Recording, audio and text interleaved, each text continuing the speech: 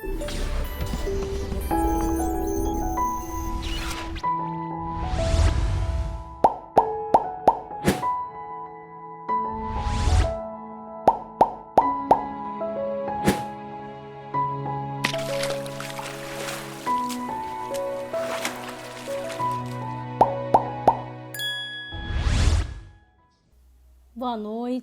noite a todos, boa noite quem está chegando agora. Sejam todos bem-vindos. Hoje a gente tem muita coisa para conversar com o nosso convidado.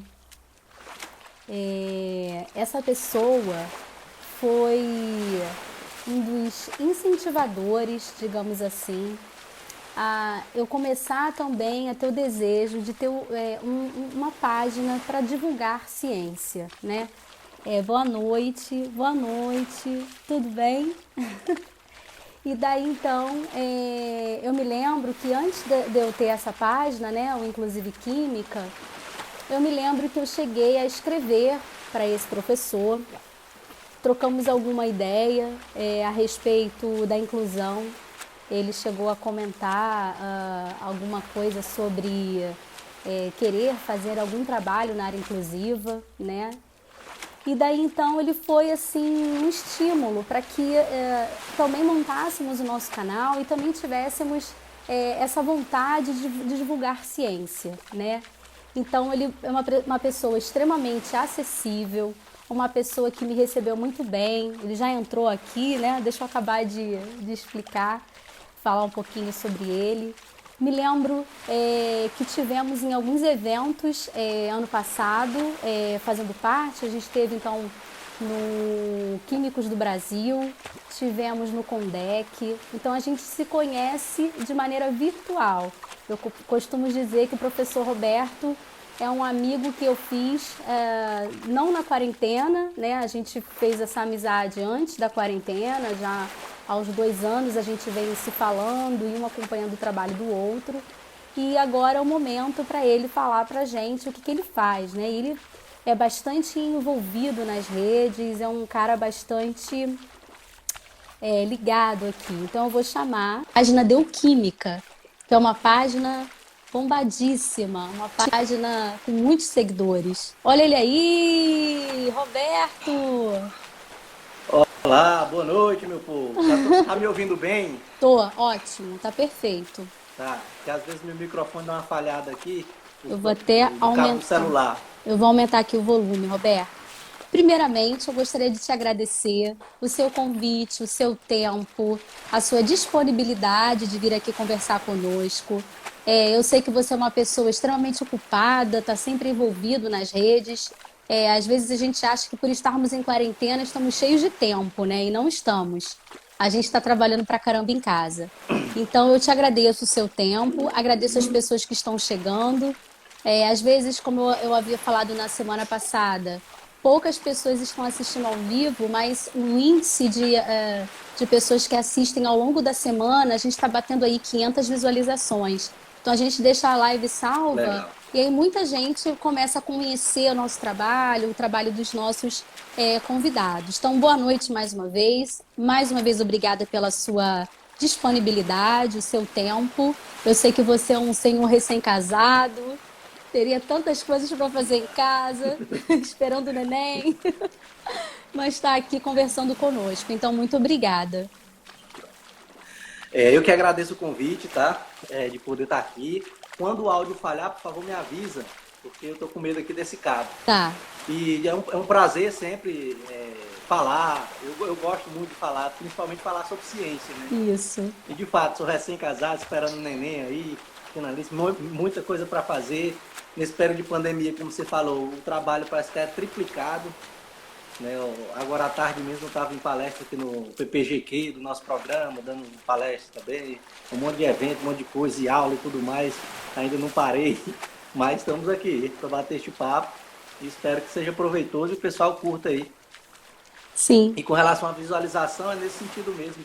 É um trabalho de formiguinha, que começa, aí, à medida que o pessoal vai conhecendo o trabalho, é que vai dando mais visibilidade. Isso. Mas a gente tem que conversar em algum momento. Na verdade, a ideia de fazer essa live Um Gole de Ciência, como eu falei há algumas semanas, É a gente mostrar quem está por trás nas universidades, quem está fazendo, e humanizar a figura do cientista, sabe? Porque durante muito tempo ficou para a mídia, nos livros, que cientista ele era homem e ele era maluco. Então ele fazia uma porção mágica, ele mesmo tomava, ele virava um monstro. Então, dentro desse contexto histórico, né, dessa construção, a gente não vê as mulheres, elas só vão entrar bem depois para lavar a vidraria, que é quando começa o protagonismo da mulher no laboratório, né? Já que você lava a louça, já que você cozinha, vem aqui lavar uma vidraria que eu não quero lavar, não. A gente falou isso na semana passada, né? E daí, então, tirar essa ideia, né? Ninguém faz uma droga e toma, né? Essa coisa assim, mostrar quem é que está por trás da ciência, digamos assim, né? Então, para as pessoas te conhecerem, a gente começar o nosso papo aqui, eu queria que você falasse um pouquinho da sua trajetória, por que você escolheu química, se você teve algum fato da infância, se você teve algum professor que te influenciou, qual foi o start que deu aquele clique em você, se você era um menino já curioso desde pequenininho, que ficava misturando as coisas para ver o que acontecia, como era o que eu fazia quando eu era pequena, e o que você fazia? Conta pra gente. Tá. Tá, de vez em quando eu tô bebendo aqui, como você disse que era um gole de ciência, eu levei ao pé da letra e tô aqui com a cervejinha aqui tomando aqui também. Eu tô tomando café, mas fique à vontade. Que é sexta-feira, né, para relaxar também, descontrair. Pois bem, Monique, minha trajetória dentro da ciência, de fato, acaba, de certa forma, começando na infância ainda, onde eu tive uma influência muito forte de programas de televisão, como foi o caso do Mundo de Bikman, não sei se você vai lembrar aí, que era um programa que falava muito de ciência e ainda era esse estereótipo, né, do cientista maluco, cabelo bagunçado, que hoje em dia o pessoal ainda tem, né? Acha que cientista é aquele velho louco com cabelo bagunçado e língua de fora. E aí eu costumo brincar com isso, já começar dizendo que, tipo, olha, eu, por exemplo, sou cientista e não sou velho, não tem muito essa ligação desse estereótipo, mas no programa lá tinha, e era muito legal, porque era um programa que demonstrava muitos conceitos de forma experimental. Então, de explodir coisas, reações que mudavam de cor. Então, durante minha infância, já foi me estimulando esse caminho aí para a ciência, né? Como a professora Ivone Mascarenhas, que é uma professora que trabalha muito em divulgação científica, ela diz que são muitos os caminhos que levam as pessoas à ciência. E na minha infância teve esse programa, e um programa chamado X-Tudo, que passava na TV Cultura, que não era um programa especificamente de ciência, né? Como o próprio nome diz, tinha de tudo lá, mas tinha um quadro de mágica, que eu achava fantástico, e de lá nasceu em mim também, despertou essa paixão pela mágica, que hoje eu uso muito em sala de aula, uso em palestras e tudo mais, tentando conciliar esses dois mundos, né, da mágica e da química, que eu acho que tem tudo a ver. E nesse sentido, eu sempre fui uma criança tanto curiosa, eu gostava de meus brinquedos, por exemplo, eu mesmo montava, desenhava, fazia, quebrava os carros que eu tinha, ganhava, né, comprado dos pais, para arrancar os pneus e colocar nos que eu mesmo fazia e tudo mais.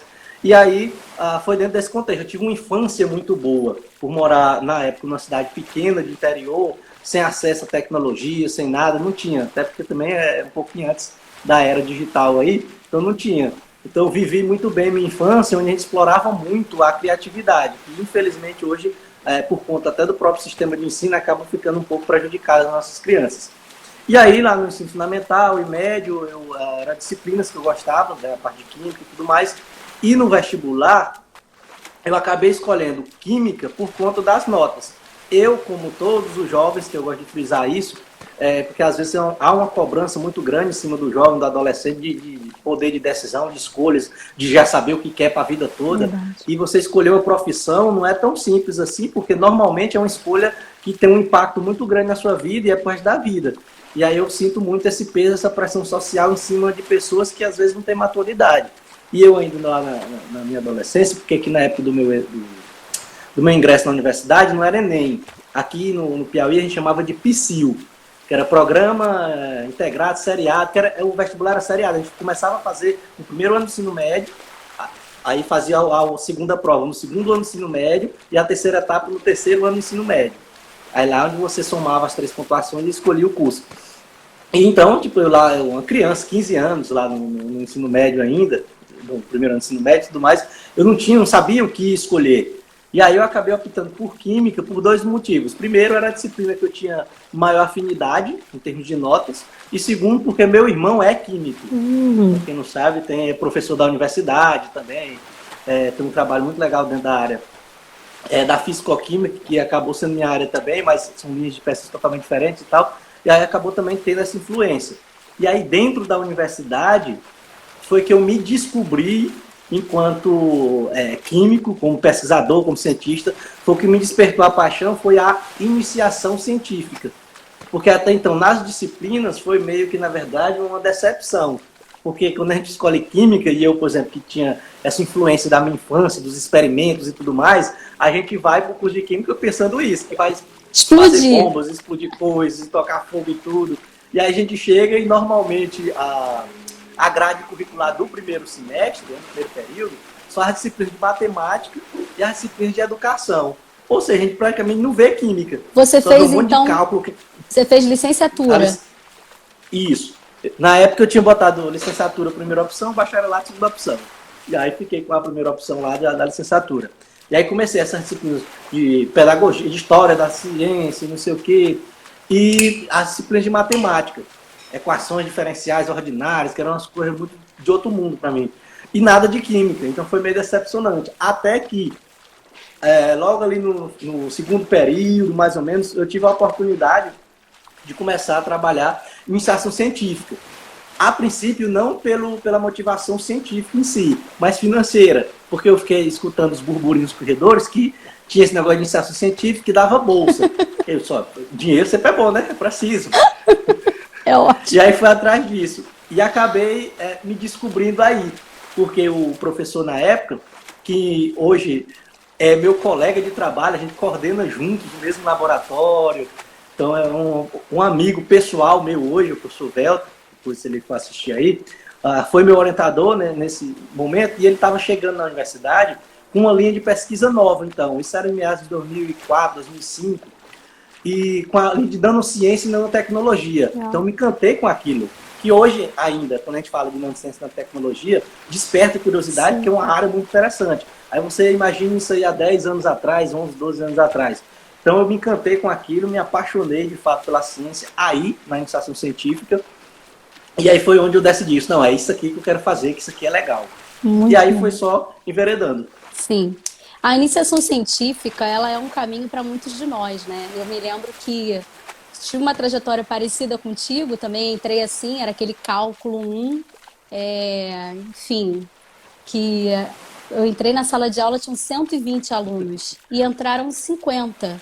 Eu falei, de onde veio esse povo todo? Se eram 50 vagas, 120, tinha gente no chão na sala, que a sala tinha uma capacidade para X pessoas e estava além. E aí o pessoal, não, eu estou fazendo pela segunda vez, eu calculo 1, eu estou fazendo pela terceira, eu estou fazendo pela quarta, se não passar agora eu vou ser jubilado. Então aquilo me deu uma aflição, né? 17 anos, né? Você é uma menina, você entra num mundo que você não tem nome, você tem um DRE. Então é tudo muito novo, né? E na iniciação científica também é onde você se encontra experimentalmente. Então você já falou que você fez licenciatura em Química, certo? Isso. E aí depois você escolheu fazer o quê? Você foi dar aula? Tá. Ou você resolveu ir direto para um mestrado, para um doutorado? Não. O que você resolveu fazer?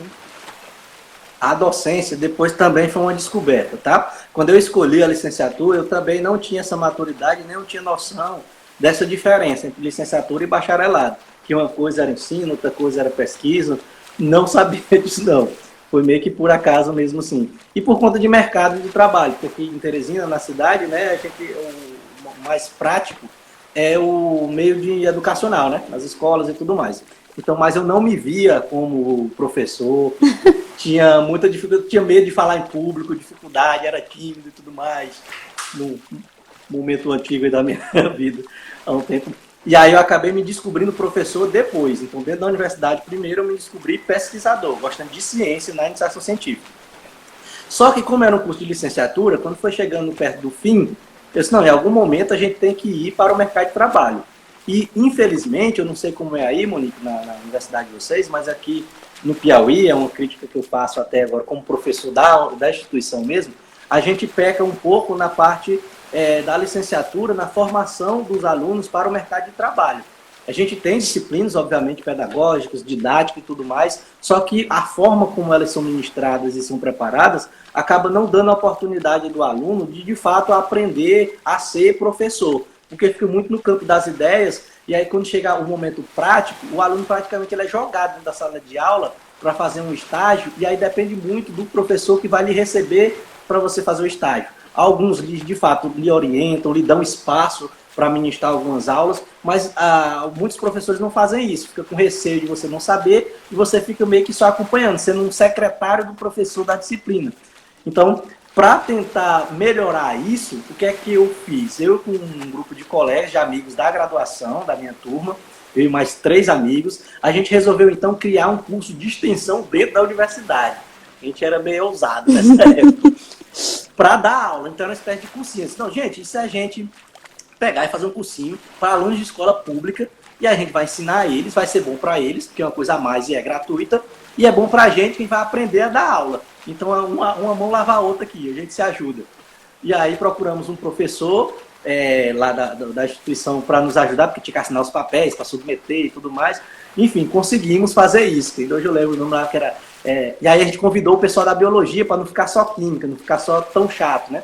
Aí nós botamos lá o PE Programa de Ensino de Química e Biologia, que era gratuito e tal, para o pessoal de ensino médio, de escola pública. E aí fomos aprendendo ali na prática do dia a dia e tudo mais. E a gente viu que quando chegou o final do ano, muitos desses alunos, que eram alunos lá das escolas, passaram no vestibular. Legal. E aí a gente ficou muito feliz. E aí, sim, claro, a gente dava aula aos finais de semana apenas, era dia de sábado. E, obviamente, o aluno teve o ano inteiro se preparando na escola deles. Só que a gente não quer saber, a gente achou que foi a gente. Não, nós fomos responsáveis por tudo mais. Então, isso deu muito gás pra gente, assim, um incentivo muito grande. E eu fiquei feliz que, de certa forma, a gente acabou influenciando algumas pessoas, que hoje eu tenho colegas de trabalho, em Natal mesmo, acho que a Elizabeth que está assistindo, eu vi ela aqui, acho que é colega dela lá, o professor Regis, por exemplo, foi aluno dessa iniciativa. E hoje ele é professor, doutor lá no Instituto Federal do Rio Grande do Norte. Maravilha. E aí ele, uma vez conversando com ele disse, olha, cara, vocês naquele tempo, vendo o jeito de vocês, querendo fazer, querendo aprender, me incentivou a fazer química e tudo mais. E hoje é um grande profissional da química. Muito legal. E tudo mais. Muito legal. Aqui no microfone, dando para ouvir ainda? Tá dando para ouvir, tá perfeito. Um professor que é nosso amigo aqui, colaborador, o professor André, ele falou assim, vocês criaram uma iniciativa para dar as aulas em instituição pública e, ao mesmo tempo, auxiliou na prática pedagógica dos estudantes da faculdade. Então, foi uma boa iniciativa que vocês tiveram, né? Para a gente a ideia inicial era essa, tipo assim, a gente aprender a dar aula na prática, a gente não tinha esse espaço. E aí acabou também tendo esse cunho social de ajudar outros alunos. E isso foi no finalzinho do nosso curso. E aí, como eu disse, era programa de ensino de Química e Biologia. A gente uniu os 2 cursos. E aí depois, como a gente estava próximo de sair, deu tão certo que a gente acabou tendo a oportunidade de ir para colégios. Eu e esses outros amigos que iniciamos. Depois a gente conseguiu vaga para ser professor na rede privada aqui de Teresina, numa das melhores escolas da cidade, inclusive. E aí a gente viu a necessidade de sair do programa. Eu disse, não, mas não pode acabar com isso. Porque foi bom para a gente, pode ser bom para outros alunos. E aí, como virou um projeto de extensão, institucionalizou a coisa. Olha. E aí a gente deu espaço para outros alunos que estavam no curso, na licenciatura, entrar nesse programa. Que fizeram isso de maneira brilhante, porque depois os que chegaram depois da gente, né, os que eram os nossos calouros, eles tiveram a ideia de ampliar e inserir a física e a matemática. Aí mudou o nome, virou PENSE, que era o Programa de Ensino das Naturezas, né, das Ciências Naturais. Foi bastante interessante e funcionou por alguns meses, depois conseguiram bolsa de extensão e tudo mais. E aí eu não sei o porquê, acabou depois, esse programa deixou de existir. Talvez por falta dos próximos que vieram, não tiveram mais interesse e tudo mais. E aí minha vida docente começou aí, eu me descobri docente forçadamente. E aí na escola, apesar de ser uma escola que tinha uma estrutura muito boa, sabe? Aqui começou uma das melhores escolas aqui da cidade, com laboratório, com tudo. Só que na época ainda existia um tradicionalismo muito grande de ensino, que hoje ainda impera na maioria das escolas privadas, sobretudo das privadas, né? A nível fundamental e médio, onde o foco principal é o vestibular. É É o isso aí. Enem, é as coisas. Então eu tinha muita, na época, por ser pesquisador, porque isso era concomitante lá com a parte científica, né, iniciação científica. Então a gente, quando é pesquisador e tem acesso a mais informações que vão além dos livros e tudo mais, a gente quer contar isso, né? Que eu costumo dizer que isso é uma propriedade intrínseca do ser humano, que é conhecida popularmente como fofoca. Né? Quando a gente aprende alguma coisa que acha legal, a gente quer contar isso para os outros. E aí eu tinha essa vontade de fazer isso na escola e tentava, né? De experimentos, quando eu dei química mesmo, começou a ficar conhecido depois dos experimentos, demonstrações e tudo mais. Eu sempre tive essa pegada de cientista mesmo. E aí a escola começou a me podar. Dizer, professor, foca só mesmo na aula aí, tem vestibular e tudo mais. E aí eu comecei a me desencantar pela docência, porque na minha cabeça eu comecei a achar que as escolas não estavam preocupadas com a aprendizagem dos alunos, e sim com a aprovação. Então eu fiquei, poxa, então não é para eu ensinar química, é para eu ensinar ele a responder questão de química. Você tá certo. E aí na época eu estava terminando a graduação, fiz a seleção de mestrado aqui também na UFP e passei e tinha bolsa. Aí, apesar de eu já estar na escola com carteira assinada e tudo, eu decidi, então, desistir daquilo. Eu disse, eu vou pedir demissão, já que não querem deixar eu falar de ciência do meu jeito, vou pedir demissão e vou ser cientista, que é a minha pegada aqui e tal. E aí fui, onde eu comecei também dentro dessa área de nanotecnologia. Eu trabalhava com filmes automontados. Para quem está assistindo aí não sabe, filme que a gente fala na parte de química não é vídeo nem película, é uma espécie de película, tipo filme fotográfico, coisa desse tipo, tá? Onde a gente faz camadas de diferentes materiais. Na época eu utilizava o nanotubo de carbono para interagir com alguns corantes, para aplicar como sensor para algumas biomoléculas. Moléculas de interesse, não era biomoléculas, moléculas de interesse biológico, é diferente. E aí eu fui fazer esse mestrado e tudo mais, e logo na sequência já apareceu a oportunidade de doutorado, porque o grupo aqui do Piauí tinha uma parceria forte com um professor da USP, né? E ele tinha vindo algumas vezes, e a gente se conheceu, trocou ideias, ele fez o convite. E aí, quando eu terminei o mestrado, eu fui para lá trabalhar com ele, fazer o doutorado, num grupo de bioeletroquímica. Então, agreguei o que eu fazia, né, de eletroquímica, voltado para sensor, integrei a parte biológica, que foi uma parte que eu achei muito legal, muito fantástica. E aí, eu migrei do sensor para o biosensor, aplicações mais assim, biotecnológicas, e foi bastante legal. Muito legal. E aí você ficou na USP, fez o doutorado, terminou, e aí depois você teve a oportunidade de estudar fora? Chegou a fazer um sanduíche? Como é que foi isso? Tá, ótimo.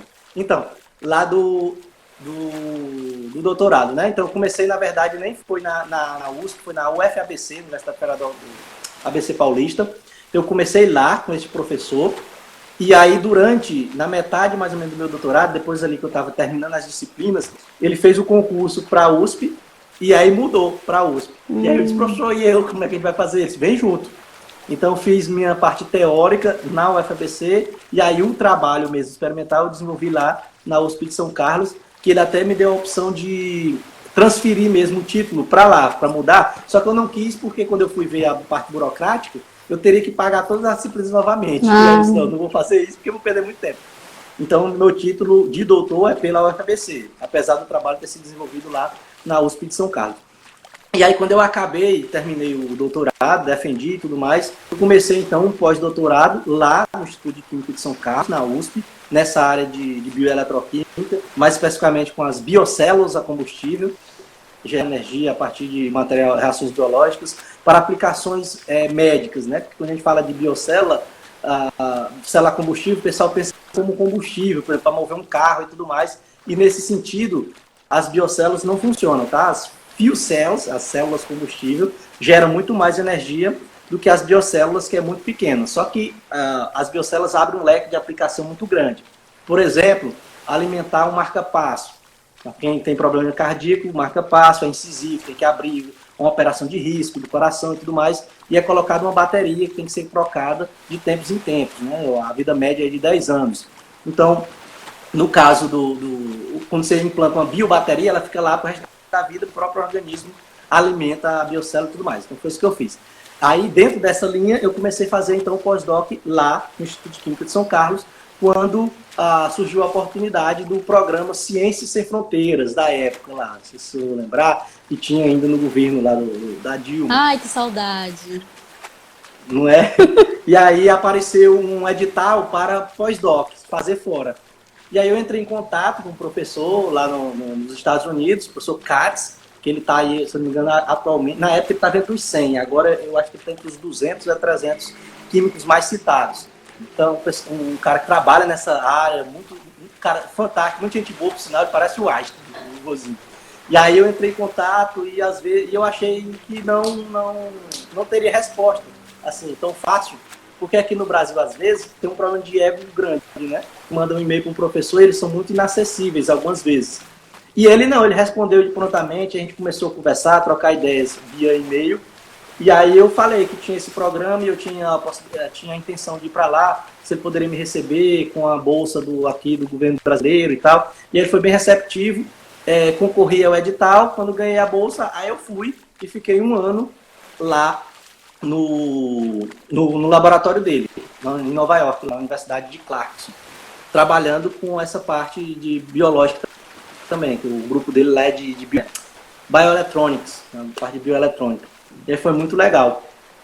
Aí ao final desse período lá, eu fiquei um ano lá no laboratório dele, aí houve a habilidade de eu estender isso por mais um ano, só que aí coincidiu com a universidade aqui em Teresina lançar concurso.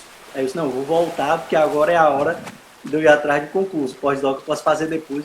Eu acabei tendo a possibilidade de fazer alguns experimentos do meu trabalho na França. Fiquei um mês lá com um professor lá, que foi, na verdade, uma experiência muito louca de vida, não só científica. Porque na época eu não sabia direito falar inglês, zero, francês muito menos, eu ainda não sei, nunca estudei. E aí surgiu a oportunidade, o orientador disse, você quer ir, passar um mês lá? Eu disse, quero, professor, vamos. Ele disse, você fala francês? Eu disse, não, eu disse, inglês, eu também não. Ele disse, como é que você vai? Você está dizendo que eu posso ir? Eu vou. E aí fui, foi uma experiência muito louca lá, de chegar num lugar que não tinha nenhum outro brasileiro, e era só eu, aí para conseguir comunicar e fazer o trabalho. Mas enfim, acabou que dando certo. Quando eu cheguei lá, eu acabei conhecendo uma brasileira no mesmo laboratório, que aí ela me ajudou bastante com a parte da língua. Inclusive, que eu descobri ela de uma maneira bem que eu não sabia, porque ela era do Rio Grande do Sul, então já tem cara de... Europeia. De americano mesmo, de europeia. Não tem padrão brasileiro, não é padrão brasileiro. E eu, depois de uma semana lá, vendo ela lá, eu achava que ela era francesa, e ela era fluente em francês. Quando eu ia passando pelo corredor, e o celular dela tocou. E tocou uma música de forró. Olha! Não, não pode. Isso aqui não é francês. Aí eu voltei para perguntar, de onde é que você é? Aí ela falou que era brasileira e tal, e tudo mais. E aí ela passou a me ajudar e acabou dando certo. Então foi um momento assim, muito louco e acabou sendo tranquilo quando eu fui fazer o pós-doc, porque eu já tinha essa consciência. Tá? Se eu fui sem saber de nada, deu um jeito, se deu certo, a gente se vira. Então agora eu vou mais preparado. Então antes de ir, eu fui fazer um curso de conversação para aprender mesmo e tal. Aí lá deu para tirar tranquilo e aí foi uma experiência muito legal. Roberto, que história incrível, porque você é um cara corajoso, né? Você se jogou. Eu acho que isso é importante para quem está ouvindo a gente, os alunos de graduação, os professores em formação, o como que esse teu desprendimento te levou além, né? Você foi para a França, foi para Nova York, conheceu pessoas, grupos de pesquisa, voltou, fez o seu concurso e hoje toca. Alguma pessoa que eu não me lembro mais o nome, que já passaram os comentários, mas falou assim, poxa, você era um professor numa escola privada na sua cidade, que tinha uma visão diferenciada sobre ensino e como mostrar o ensino de química. E você foi tolhido, você foi cortado pelo sistema que não entendia aquilo que você estava propondo, né? E como que isso te fez bem? Pensa. Porque isso te possibilitou você voltar para si, você teve que ter coragem para pedir demissão, você teve que ter coragem para, enfim, ir atrás dos seus sonhos, mas como que isso foi importante? Imagina se você tivesse se acomodado, ou então, como você mesmo disse, eu desisti, eu cansei da ciência, né? E isso acontece com muitos de nós, tem algumas pessoas colocando esse depoimento aqui. Isso aconteceu comigo na minha cidade, Algumas pessoas escreveram isso por aqui, né? E é legal a gente ter essa troca para a gente perceber que isso não é só conosco, sabe? Eu acho que muitas das vezes o professor, sobretudo na nossa área, a gente sofre muito, né? Eu trabalhei 10 anos no governo do estado do Rio de Janeiro, aqui na Secretaria de Educação, e eu sofria muito, porque eu queria fazer um negócio, aí mudava, aí reclamava que estava sujo. Se você vai fazer um experimento, vai molhar. Depois seca, gente. Mas, mas mudou a cadeira, depois a gente coloca. Isso é uma coisa que meio que faz de tudo para você tolir, né? E acabou que depois de 10 anos eu me enchi de coragem e pedi exoneração, porque eu já estava no Instituto de Educação e aí, enfim, 40 horas fazendo doutorado, eu acabei tendo que optar. Mas como que esse teu depoimento, muita gente aqui se encontrou com essa sua fala, né? Muito legal. Atualmente, né, a sua trajetória como professor é na universidade, né? E você pode falar o que você tem feito lá dentro, sua linha de pesquisa, né? E aí depois a gente parte para falar sobre o trabalho nas redes sociais. Tá. Então, primeiro, que bom que, né, essa minha fala, alguém se identificou e tudo mais, porque de fato isso é algo que acontece muito com muitos profissionais. A gente acaba perdendo grandes pesquisadores, grandes profissionais, por conta da necessidade, de uma situação, de ter que trabalhar e tudo mais. Então, no meu caso, eu acabei tendo isso porque eu era muito novo ainda, eu estava com 17, 18 anos, ali com 20 e poucos anos. E aí, como eu era novo ainda, eu fui muito como um menino, que eu sempre fui assim, um pouco mais novo, aparento ser mais novo do que era. Tá, então eu me vi assim, eu sempre aparentei ser mais novo do que eu era. Então, dentro uma escola tradicional, com muitos professores antigos e tudo mais, eu era um menino em começo de carreira. Então, o que é que eu percebi? Que eu não ia mudar o sistema, não tinha como eu fazer isso. Ou eu me adequava ao sistema, ou eu saía dele. E aí, por ter essa oportunidade na época, ao mesmo tempo, ter passado no mestrado e em bolsa, apesar de ser um valor menor e tal, eu tive essa opção, né, de sair e ir atrás, fazer o que eu gostava de fazer de fato, porque isso não é só essa coragem de ir atrás de fazer o que você quer, você tem que ter essa condição para fazer o que você quer, porque eu entendo que teve colegas meus, inclusive, desta época, que ainda hoje são professores lá, e porque não tinham essa opção por conta de problemas de vida. Casaram, filho e tudo mais naquele momento. Então, como tive essa oportunidade, eu não foi nenhuma opção. Eu achei legal, melhor fazer isso. E é legal ter esse espaço para falar isso, Nunes, porque às vezes, hoje, como eu sou professor, concursado e tudo mais, e quando eu falo, defendo esse tipo de ensino, que a gente precisa mudar o sistema e tudo mais, desse ensino tradicional que não agrega e não sei o quê, o pessoal muito dizer, é fácil para você falar, porque você tem o certo, garantido e tudo mais. Então, só que nem sempre foi assim. Eu estava no sistema educacional e saí dele, optei por pedir demissão, estava com carteira assinada.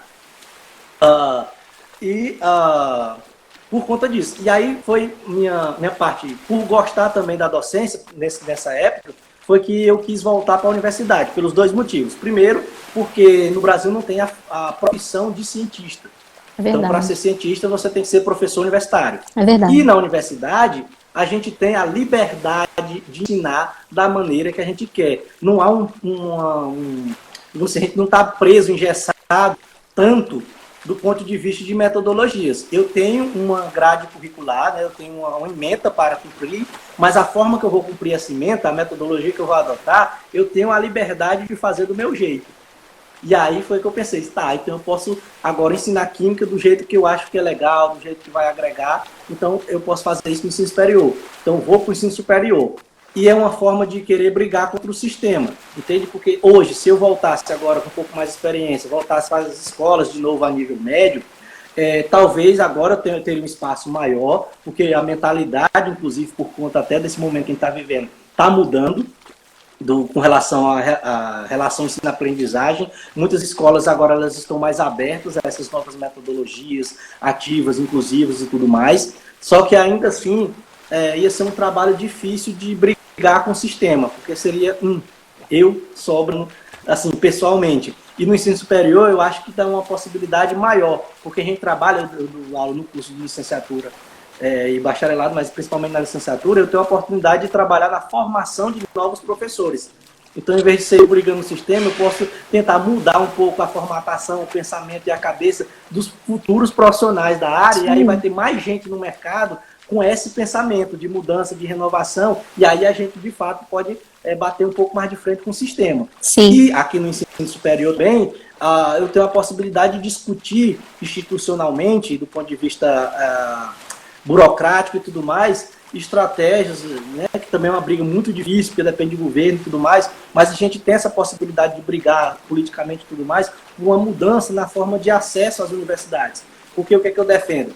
Para a gente mudar, é muito simples, acaba a ideia, né, em tese, seria assim, mudar a realidade do ensino médio e fundamental, só mudando o acesso à cidade. É as isso. escolas, o foco dela é aprovar. Então, se a gente muda a forma de avaliação para ingresso na universidade, automaticamente a gente muda o ensino no ensino médio. Então, se a gente, de repente, pensar numa nova maneira de avaliar a forma da prova, né, que contemple mais os saberes dos alunos e menos a parte de decorar, de memorização, a gente consegue mudar isso. Então, minha briga agora no ensino superior é isso.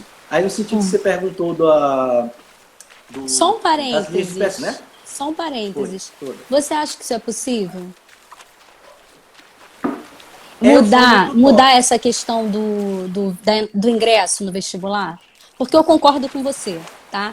Eu acredito que se a gente mudar esse pensamento de que o ensino... Eu não acho que a função do ensino médio é só aprovar para o vestibular, não. Porque se o aluno não passou, ele vai achar que ele foi um fracassado. E não é. Não tem nada a ver. Na verdade, Monique, pela própria Base Nacional Curricular Comum, o objetivo do ensino fundamental e médio não é esse. Lá tem muito claro os objetivos, as competências que os alunos têm que adquirir e tudo mais. O problema é que, na prática, acaba tendo isso. As escolas medem o sucesso de ensino através da quantidade de pessoas que eles aprovam. Sim. Que é até uma coisa que eu fico triste também, porque as propagandas são em cima dos cursos principais.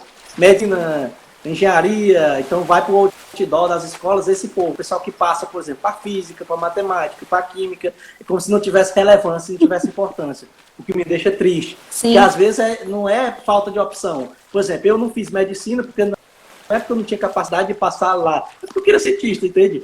E aí, hoje tem isso, né? Como eu disse, não no meu caso específico, eu não sabia nem o que é que eu queria. Mas eu conheço gente aqui que já teve aluno aqui no de química, a pontuação uma das maiores do vestibular como um todo. Então, certamente não foi por falta de capacidade, foi escolha mesmo. Só que a gente não valoriza isso. E a sua pergunta, né? É possível mudar, fazer isso? Não sei, mas eu preciso e tenho que acreditar que sim. Porque eu sou muito utópico e apesar de mexer, de trabalhar nas minhas pesquisas de maneira prática, né, principalmente na área da educação, os trabalhos que a gente vem desenvolvendo são bem práticos, buscando aplicação real, mas a gente precisa dessa utopia para poder tentar mudar, porque senão a gente vai ficar triste com a realidade e se achar que não vai, e aí ninguém vai ter essa coragem de meter a cara para tentar fazer alguma coisa diferente. Certo. Por exemplo, essa parte de popularização da ciência, divulgação científica que eu venho fazendo, até então, quando eu comecei dentro do departamento, eu era um isolado, era isso que, tipo assim, o professor que perde tempo fazendo meme, criando besteira na internet, em vez de estar, sabe, eu deixei de ser um pesquisador sério por isso. Só que agora, por exemplo, no momento de pandemia, esse momento de obscurantismo que a gente está vivendo, né, onde o pessoal está negando a ciência, as evidências, para acreditar no que convém, e tipo assim, desculpa a palavra, é um foda-se a ciência, agora as academias, os pesquisadores, os cientistas estão vendo a importância de se popularizar a ciência. Sim. Aí, de repente, aqui no Piauí, dentro da instituição, eu deixei de ser aquele cara que fazia besteira e agora passei a ser tipo assim, um pioneiro na divulgação científica e tudo mais. Porque agora estou vendo a importância, todo mundo quer fazer e o pessoal vai começar agora, e como eu já tenho um trabalho em andamento, aí o pessoal agora me procura para tentar fazer isso. Então, eu acho que falta também até dentro da própria academia um pouco dessa mentalidade da gente romper padrões e barreiras e, sem dúvida, vai ser criticado, vai ser... Sempre toda ideia nova que fizer vai ser martelado e tudo mais, mas até a cara e é isso. No começo, que eu ouvia, só esse professor quer ser blogueirinho. E eu ficava chateado, né, no começo. Só o professor blogueirinho. E até eu me assumir e dizer, Depois eu sou blogueiro mesmo, eu quiser que precisar ser, eu sou, vamos falar. E aí acabou, começou o trabalho, começou a crescer depois disso. Então, estiverem me assistindo aí, tiver com algum trabalho nas redes sociais, o momento atual já é propício a isso, o pessoal já não critica tanto, porque sabe da importância de se fazer, mas algumas ideias de vocês, certamente vocês vão ser criticados, mas liga o foda-se e bota para frente. Se você acredita, né? Então, o que eu faço é pelo que eu acredito, não é pelo número de seguidor, não é por isso. Se deu que me tivesse 10 pessoas, eu estou lá fazendo também porque eu acredito nisso, eu faço isso não para ter gente, assim, números, para dizer que é famosinho, não. É para divulgar ciência. Sim. E precisa. E cada pessoa, mesmo que seja uma pessoa, ver alguma coisa minha lá, algum vídeo, algum experimento e tal, e despertar uma consciência maior para você, ou despertar essa consciência de fugir das fake news e ter um senso crítico, ótimo, já estou com uma missão cumprida, porque é uma pessoa a menos propagando besteira por aí. É isso aí. E combatendo essas besteiras, é nesse sentido. Sim, eu entendo isso que você falou das críticas, porque eu também já sofri muito dessas críticas, de querer trabalhar com a popularização da ciência. Ainda mais sou mulher, né? Então eu incomodo duplamente. Tu quer fazer diferente, tu ainda é mulher. Minha filha, vai lavar vidraria, se coloque no seu lugar. Ainda tem isso, né? Então, mas também já recebi críticas com os trabalhos dos projetos que eu faço. Me falaram assim, esses trabalhos aí é só para você dar 10 para todo mundo. Aí eu, não, mas nem todo mundo ganha 10. Mas é mais fácil. Mais fácil? Eles reclamam que eles ficam um mês trabalhando em cima e no final o retorno é que aprenderam muito mais do que estudar para um teste e uma prova. Como assim fazer um projeto das moléculas, que é um trabalho que eu trabalho há muitos anos, as moléculas que entraram para a história, né? Então, assim, por quê? Né? Tem até um aluno que botou aqui corações, o Lucas, é um querido. E a gente acaba recebendo mais críticas porque a gente pensa diferente, né? E isso o diferente, eu acho que é aquele que não está se enquadrando, ele incomoda. E aí quando você falou, quando você acredita na sua ideia e você investe na sua ideia e vai, porque é alguma coisa dentro da gente que diz que aquilo que é importante, né? Eu acho que com vocês também, é uma vozinha que fala, é um sentimento dentro do coração, tipo, não, eu vou investir nisso porque eu acredito nisso. Eu acho que... Às vezes as críticas é até um indicador, né? Sim. Quando começa a incomodar de alguma forma alguém, alguma coisa, é porque tem alguma relevância. Sim. E o que é relevante não incomoda ninguém. Pode falar. Só um comentário que alguém falou aqui nos comentários, dizendo que é um absurdo, comentário negativo. E na verdade eu não vejo por esse sentido, porque a universidade ele é um ambiente é um ambiente plural. E tem que ter essa pluralidade, esse contraditório de ideias, inclusive é assim que funciona. Então eu ia ficar extremamente triste até se em algum momento eu tiver uma ideia e ela for unanimidade. Porque aí, tipo, eu sei que eu não sou tão bom assim, do que eu fizer ser brilhante. Então eu preciso da crítica para poder eu melhorar isso. Dizer, opa, tem esse lado aqui que eu não tinha pensado, de fato.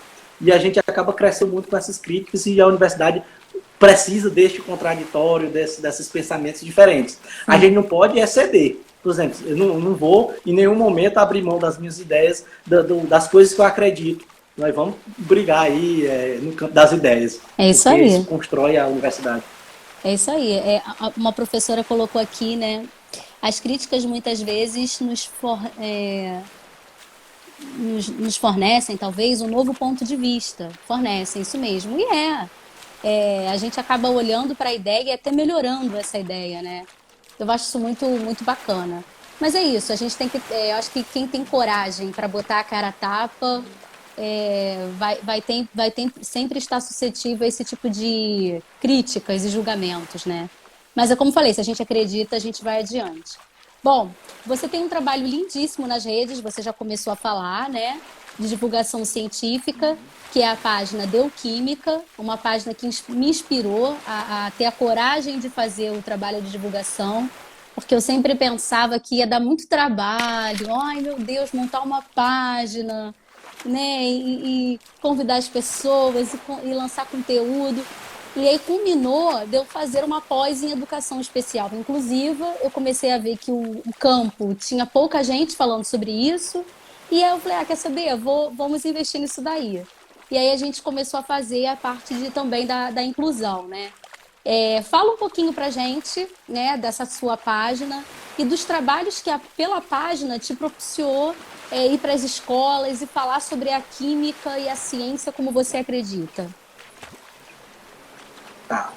Então é uma ideia boa. Só antes de começar, deixa eu pegar um momento coach aqui. Que o Bato Munibrand, porque tem um comentário aqui do que eu falei das críticas, não colocou aqui. Existem críticas construtivas que realmente nos ajudam e tal. Então, só para dizer aí, para você que comentou, que na verdade, crítica é crítica. Visão minha, tá? Eu não defendo esse negócio de crítica construtiva, positiva, negativa, porque muitas vezes as críticas que eu recebi nem foram no sentido de construir, não, tá? Foram no sentido de crítica pela crítica mesmo, para denegrir e tudo mais. Só que as críticas, elas não é a forma como fazem, se é positiva ou se é negativa, mas como você recebe. Então, para mim, eu não consigo fazer essa classificação de crítica positiva ou negativa. Crítica é crítica. O que você vai fazer com isso é o que define se ela vai ser boa ou ruim para você ou para o seu trabalho.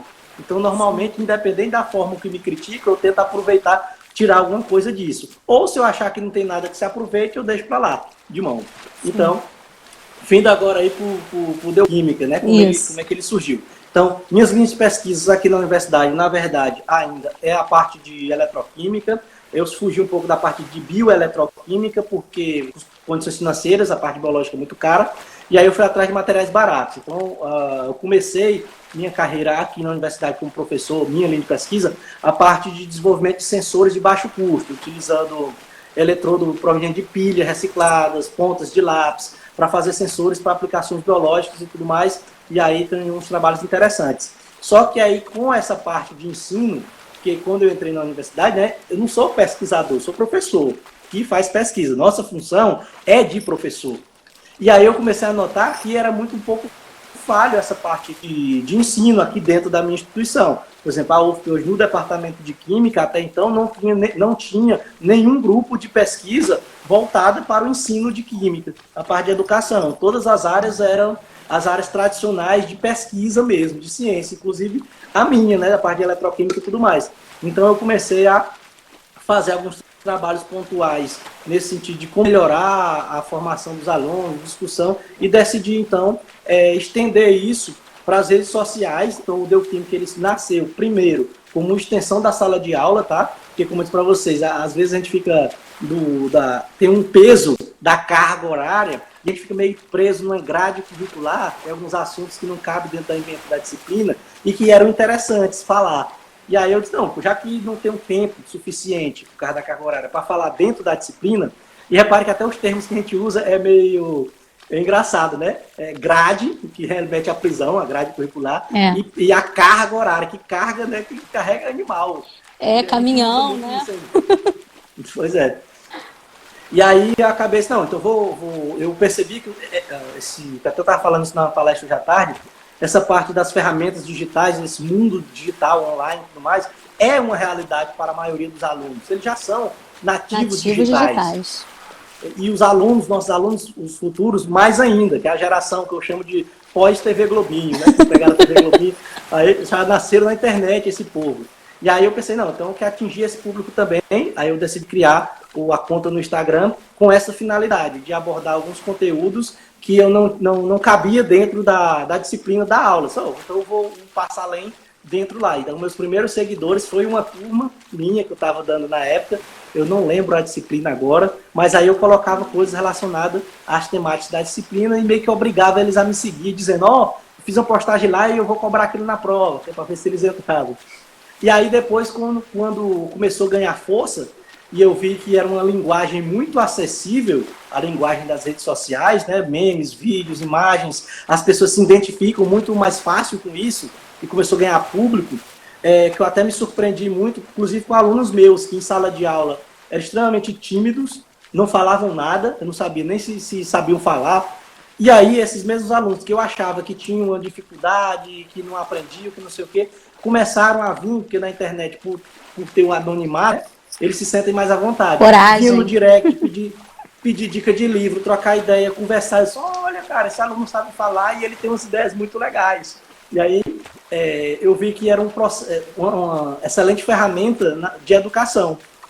E aí eu comecei a atingir outros públicos Aqui até tem um depoimento, que eu recebo vários, né? Tem uma parte lá nos meus stories fixos, né? Highlights lá, que tem uns que é só de depoimentos que eu coloquei, mas tem um depoimento que eu sempre cito, às vezes aí, que é de uma escola, que a professora me mandou, dizendo que sempre tentavam conversar com a direção da escola privada, melhorar para melhorar as aulas de ciências, né, de química, de física e tudo mais, e nunca tinha um interesse a direção da escola. Até que ela resolveu, inspirada nos experimentos do Bioquímica, fazer uma feira de ciências. E aí, com o envolvimento dos alunos em fazer os experimentos e o aprendizagem que isso gerou, a escola viu aquilo e achou interessante e decidiu, então, investir um pouco mais nos laboratórios. E aí a professora que teve essa iniciativa me mandou esse depoimento, mandou as fotos da feira e tudo mais, e eu fiquei encantado com aquilo e vi a extensão que pode tornar, as redes sociais podem dar aos nossos trabalhos. Porque eu sou um professor aqui em Teresina, no Piauí, eu faço uma coisa muito específica dentro da universidade, aqui para os meus alunos, um público muito restrito. E de repente, por conta de postagens no Instagram, eu consegui atingir, mudar a realidade, por exemplo, de uma escola. Agora, os professores lá e os alunos têm uma estrutura um pouco melhor para trabalhar de ciência, por influência de postagem simples que eu fazia daqui. Então, eu vi a relevância disso. Então agora, se eu já perdia tempo fazendo isso... Agora que eu vou investir. Eu vou fazer mesmo, já que quando dizem que eu perco tempo fazendo isso, vou fazer mesmo. Vou virar o blogueirinho mesmo. E foi aí, então, que eu decidi, então, criar a linha de ensino também dentro do laboratório. Então, hoje eu trabalho com a parte de eletroquímica, desenvolvimento de sensores, biosensores. Tem até uma aluna minha aqui, que eu acabei, a professora LM, está fazendo mestrado comigo agora, que ela, no começo, eu tentei, de todas as maneiras, convencê-la a vir para a educação, porque ela já era especialista na área de educação, né, terminou a graduação de especialização, e ela queria ir para a parte de eletroquímica, e aí estamos na área de eletroquímica. Inclusive, ela está de licença, cadê ela, ver se ela dá um olho aí, que ela acabou de ter filho, né? Uma filha, legal. No caso, olha ela aí, dando as palmas. E aí a gente está nesse trabalho de eletroquímica, mas ela é uma grande adepta da área da educação, e tem trabalho nesse sentido. E aí, por conta do Bioquímica, da parte, na verdade, foi quem me influenciou a criar a área de ensino, ou melhor, de aprendizagem, né? Porque eu defendo também essa mudança de foco, do ensino para a aprendizagem, por N motivos. Então, aí eu criei aqui na universidade o Laboratório de Aprendizagem Criativa. Eu botei esse nome para que assim ficasse lacre, né? Para a gente lacrar mesmo de uma vez aqui dentro da universidade. Aí a sigla é essa, LACRE, Laboratório de Aprendizagem Criativa, onde a gente desenvolve alguns trabalhos voltados para o desenvolvimento de materiais didáticos e popularização da ciência e tudo mais. Então, começou a profissionalizar um pouco mais a coisa. Então, o Bioquímica hoje não é só mais um projetozinho assim, pessoal, onde eu brinco de fazer postagens. É uma ferramenta que a gente utiliza de divulgação científica, de desmistificação da química, de tirar essa imagem, esse peso de bicho-papão e tudo mais. E, obviamente, como dar uma visibilidade maior, visibilidade que nós não temos na academia, na universidade, nas linhas tradicionais de pesquisa, isso me deu espaço, por exemplo, para vir na mídia local, em programas de TV e tudo mais, para falar de química. Sim. E aí eu aproveito e estou falando, de onde me chamar eu vou, porque eu acho extremamente importante falar de química e, mais do que isso, né, falar numa linguagem que as pessoas entendam. Para popularizar, né? Porque esse é um problema que existe dentro da academia, porque a divulgação científica sempre existiu. Nos congressos, nas revistas, sempre tem. Só que dentro da academia é cientista falando para cientista, numa linguagem técnica, profissional e tudo mais, que é importante do ponto de vista científico, para normatizar a linguagem dos artigos e tudo mais. Só que nós precisamos também adequar a nossa linguagem para saber falar com a sociedade. Sim. Porque é ela que financia a pesquisa aqui no Brasil. É isso aí. As pesquisas no Brasil hoje é quase que exclusivamente financiada por verbas públicas. Então a sociedade ela precisa saber o que a gente faz, qual a relevância disso, que tem. Nós trabalhamos com ciência, nós sabemos a relevância disso. Só que a sociedade muitas vezes não sabe. E aí a gente acaba escutando muito sempre de comentários do tipo, você não trabalha, você só estuda. É lugar de fazer balbúrdia. Por exemplo, sofre muito disso, aluno de pós não trabalha. Ele é só um encostado que vive de bolsa de governo, como se fosse uma ajuda de custo, assim, sabe? Não enxerga isso como um trabalho do pesquisador, que ele precisa receber dinheiro para isso, porque, por exemplo, quem é bolsista assina um termo que não pode trabalhar. Entende? Então, se um cara não trabalhando, ele tem que ter uma verba de algum lugar. E a ciência brasileira, ela é movimentada principalmente pelos os pós-graduandos, alunos de mestrado, doutorado. Sim. Nós, agora, na posição de pesquisador, por exemplo, eu, apesar de gostar muito de colocar a mão na massa, de ir para o laboratório, não tendo tempo, porque é muita coisa, né? De aulas Sim. e tudo mais. Então, eu dependo da mão de obra dos alunos. São Sim. eles que botam a mão na massa e fazem ciência. A gente discute com eles e transforma isso num projeto científico, num trabalho e tudo mais. Então, é importante que a gente destaque isso e a sociedade saiba desses avanços. Que hoje em dia, mesmo com a pandemia, todos os avanços que a gente está tendo em termos de vacina e tudo mais, é fruto da ciência. São alunos de pós-graduação, são mestrandos, doutorandos, que estão com a mão na massa para resolver isso. Esse povo que o pessoal chama de encostado. Então a gente precisa fazer esse trabalho. Infelizmente mesmo, porque o papo tá uma delícia, a gente só tem 2 minutinhos para acabar. Eu vou pedir para você fechar, né? A gente está com 1h57 e vai fechar. A importância dessa divulgação e dar o seu recado final. E mais uma vez eu agradeço a todos. Antes eu gostaria de você olhar para cá para a gente tentar tirar uma foto. Faz um sorriso aí. Pronto. Dá o seu último recado aí, Roberto, que daqui a pouco acaba. Pois é, infelizmente, né? O Instagram ainda tem essa limitação de 1 hora. Então é isso, gente. Pois é, tava uma delícia. É importante falar de ciência. Vamos popularizar a ciência. Eu sei que gera uma dificuldade de linguagem mesmo. Os pós-graduandos têm essa dificuldade de explicar o que fazem. E aí talvez vocês estejam me ouvindo e concordem com isso. É importante, mas eu não sei como meme, não sei fazer uma tirinha, sei lá. Eu não tenho essa habilidade de criar um vídeo e tudo mais. Tem outras maneiras de incentivar a popularização da ciência. Por exemplo, seguindo as páginas que fazem isso, Deu Química, Inclusive Química, dá voz, dá mais visibilidade a esses trabalhos, compartilhando seus stories e tudo mais.